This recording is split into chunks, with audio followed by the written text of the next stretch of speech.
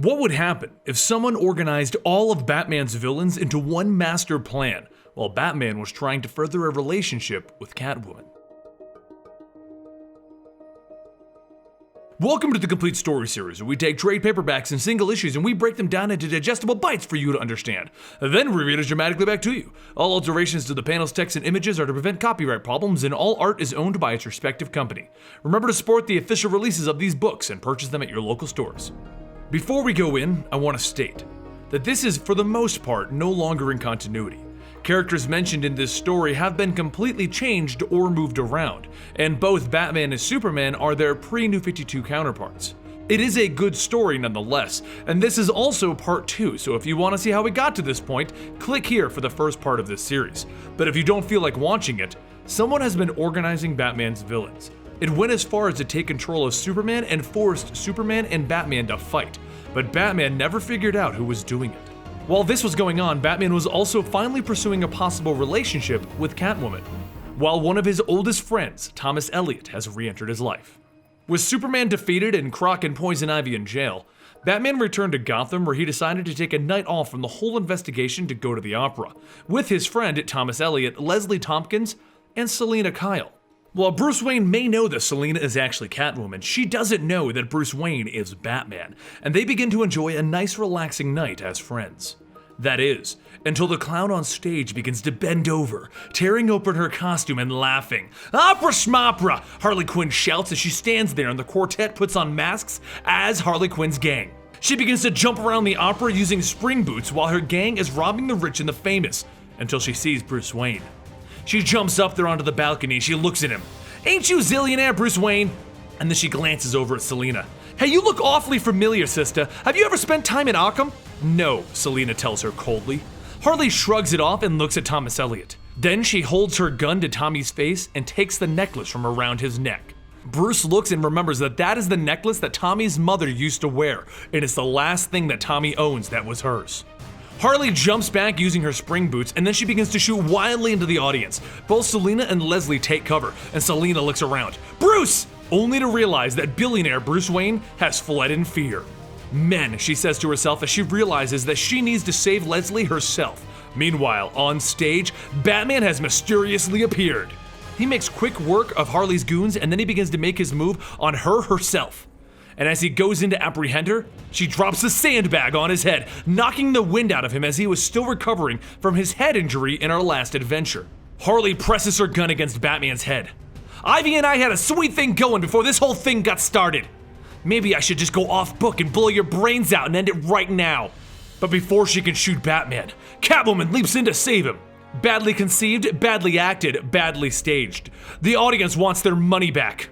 And as Harley falls over, she just says, "Everybody's a critic." Catwoman begins to wail on Harley, so Harley uses her spring boots to make a fast getaway with Catwoman chasing her. The stage begins to fall apart due to all of the fighting, and Catwoman begins to fall to her death because she doesn't have spring boots to get away. But instead of chasing Harley, Batman stops and catches Catwoman. The audience goes wild! This is the most amazing show that they've ever seen! And then Catwoman looks up at her White Knight. "Don't you ever save me over going for that villain again. I'm not some kid that you took in." And then she passes out before she can finish. Harley begins to run behind the stage looking for the exit, but Thomas Elliot is standing there waiting for her. "Give me back what you stole," he shouts at her, and she kicks him in the stomach and keeps on running, with him getting up to chase her as fast as he can. Batman kicks out the back exit and he finds himself in an alley with rain pouring around him.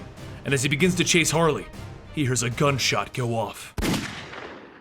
He turns around and he sees Thomas Elliot shot through the chest and the Joker standing there laughing. "Now that's how you make an entrance," he tells Batman. Batman doesn't care anymore as he throws the Joker into a wall and he begins to punch him over and over. This is the Joker! He shot Barbara Gordon. He shot Jim Gordon's wife. He killed Jason Todd! And now he's killed Thomas Elliot, one of Bruce Wayne's only friends. Batman just doesn't care anymore. This ends now! And he continues to beat on the Joker over and over, and the Joker tries his best to get it out through all the blood. "Stop! It wasn't me! I know it looks bad, but it wasn't me, Bats!" But Batman doesn't believe him. He begins to knock the Joker's teeth out, and he puts him down to the ground, and then he begins to strangle him. Even Harley can't save him as Batman just throws her aside. He's done with this! So Catwoman tries to stop him. She takes her whip and she throws it around Batman's neck. I don't want to fight you, but I will keep you from doing something that you regret. But once again, Batman just yanks on the whip, pulling her towards him, and he knocks her out. Then he pauses from strangling the Joker long enough to pick her up and gently put her down in the back of the alley. He then jumps on the Joker to finish off what he was doing as the Joker yells, "Help! Wild Man! Madman! Battyman!" No one can stop Batman. He will end this. At least until Gordon shoots the ear off of his cowl. "Stand up and put your hands in the air," he shouts at Batman. But Batman ignores him, and he continues. "Think about what you're doing, Batman. You don't want to go down this path." And Batman keeps strangling the Joker. My God, you have thought this through.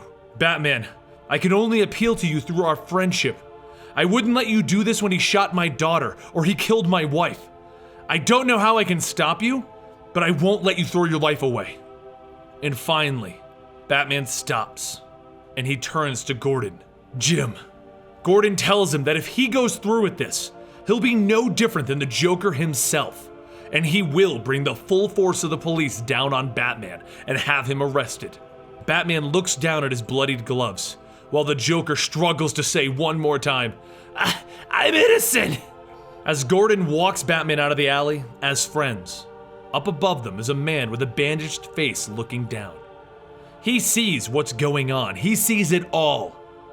He then flips a coin, and on one side we can see a scratched up surface as he says to himself, "He is innocent. Don't you get the joke?"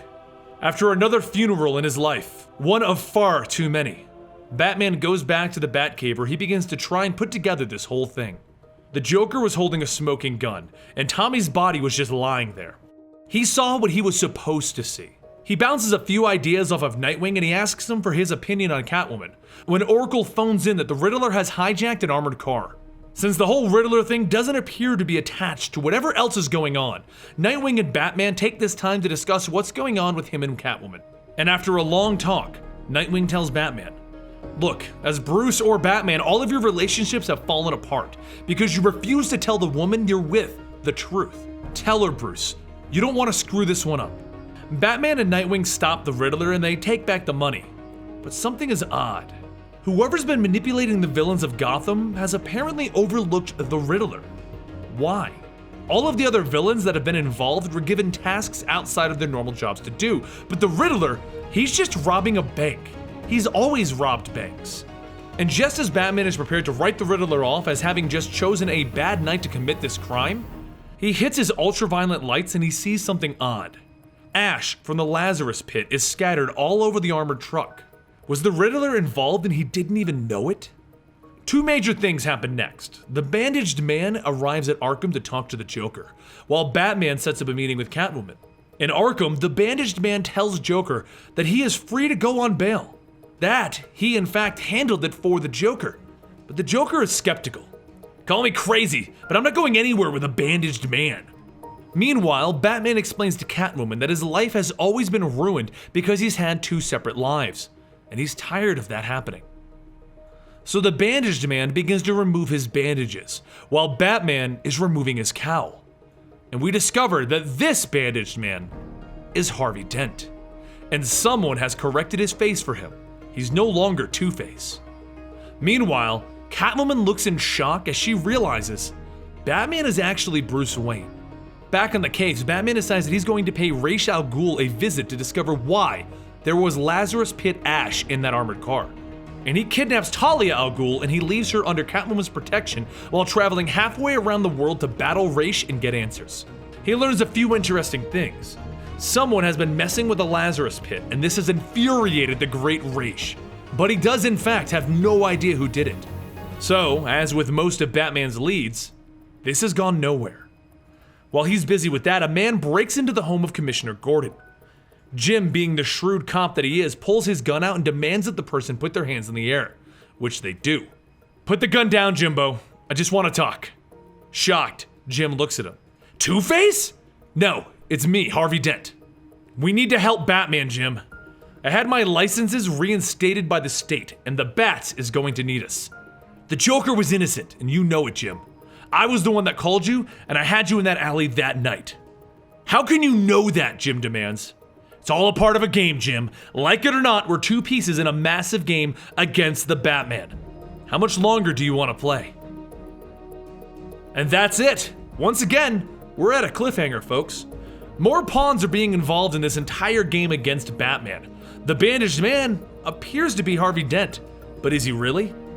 What about the Joker? How is he involved? And what about Ra's al Ghul and the whole Lazarus Pit thing? There's so much going on for us to figure out, and we're gonna need to finish it up in the next video in this series, the last video in the Hush series. If you liked this video and you can't wait for the next one, give it a like. And after you do that, make sure you follow us on Twitter and Instagram at Comicstorian, and check out these other great videos, you just might like them.